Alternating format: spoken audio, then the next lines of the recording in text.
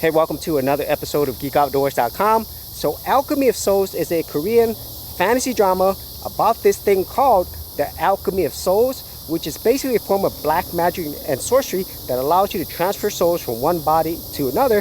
And at the beginning of this, we have our main character, Naksu, who is a very powerful assassin who uses a spell to transfer her soul to a less powerful body, a weaker body named Mudok. And along the way, Mudok encounters Jung-wook, who also has a mysterious relationship with the Alchemy of Souls. And within this, we have a majority of factions vying for the power of the Alchemy of Souls. And then we have a lot of intrigue, mystery, treachery, and fantasy action all rolled into this. And that is the general story of Alchemy of Souls. So getting to the first and best thing about this series is the story and world building. So this story was written by renowned screenwriters, the Hong sisters, and what they built here is a country named Daehu, which is basically a fictional Joseon era country. And within this, we have multiple factions and families, with the main one being a group of mages or magicians. We have another one, a priestess, and then we have the royal family. And at the center of all this is the Alchemy of Souls, which is a very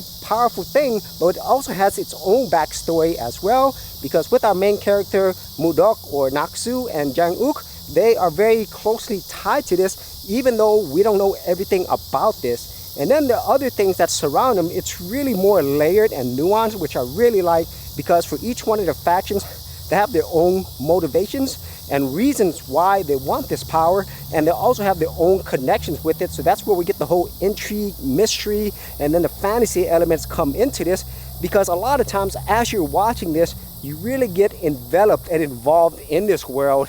And all the fantasy, mystery, and all those other things, they really help support the story in this world, which is the best thing, because in each one of these 20 episodes, I really did enjoy it. I wanted to know what's going to be going on next. And at the same time, I did want to see how things developed. And then to go along with that, it's really well-developed characters. Our main ones, Jung-wook and Mudok, I really like them because both of them start out at really low levels. You know, they start out at a disadvantage. With Mudok, we have her now from a powerful assassin to a lowly and weak servant. And then with Jung-wook, we find out that his energy has been locked for certain reasons, and he's not powerful as well. But as we go through each 20 episodes, we see them develop and we see them grow. And the great thing is the other characters that surround them, which are many, they also grow and change as well, and they contribute to each other. And that's what really makes these characters really interesting, because they're not really one-note characters, and they make you care about these characters through each one of the episodes.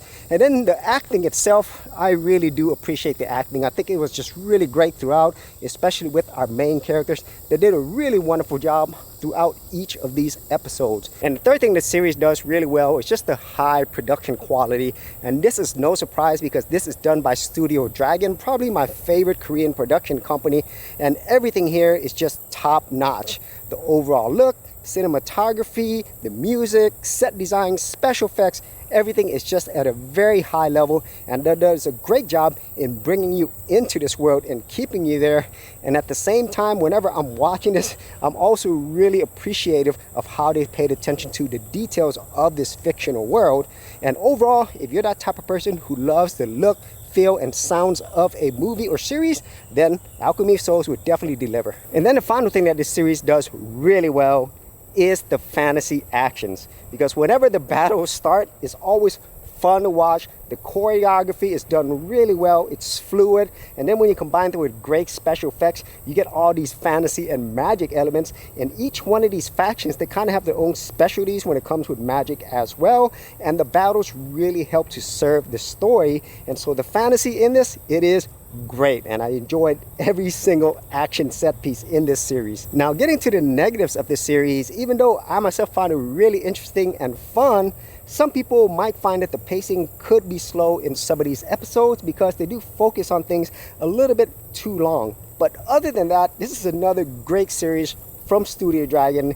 The entire story, world building, and characters written by the Hong sisters did a really excellent job in keeping you involved in this world. And there will be a season 2 to this by the end of the year, so I can't wait till that comes out.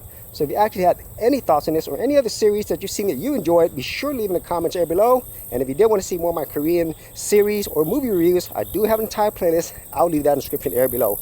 So as always, if you did get value out of these videos, be sure to share, like, and subscribe. For serious YouTubers, check out TubeBuddy, the premier tool news at geekoutdoors.com.